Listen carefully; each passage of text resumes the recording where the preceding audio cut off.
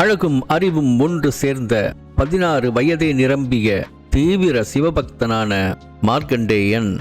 பூலோக நாட்கள் முடிந்துவிட்டதாக கூறி உயிரறுக்கும் பாசக்கயிறை மார்க்கண்டேயன் மேல் காலதேவன் வீச சற்றும் பயம் கொள்ளாத மார்க்கண்டேயன் தன் தாயை பற்றி கொள்ளும் குழந்தை போன்று சிவலிங்கத்தை இறுக பற்றி கொள்ள மார்க்கண்டேயனுடன் சேர்த்து மாட்டிக்கொண்ட சிவலிங்கத்தை தவிர்க்க முயற்சித்து முடியாமல் தனது பலம் கொண்டு யமராசன் இழுக்க மறுகணமே அந்த சிவலிங்கம் வெடித்து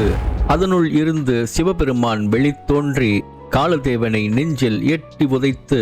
மார்க்கண்டேயனை விடுவித்து மறைந்தார். நிலை குலைந்து போன யமனும்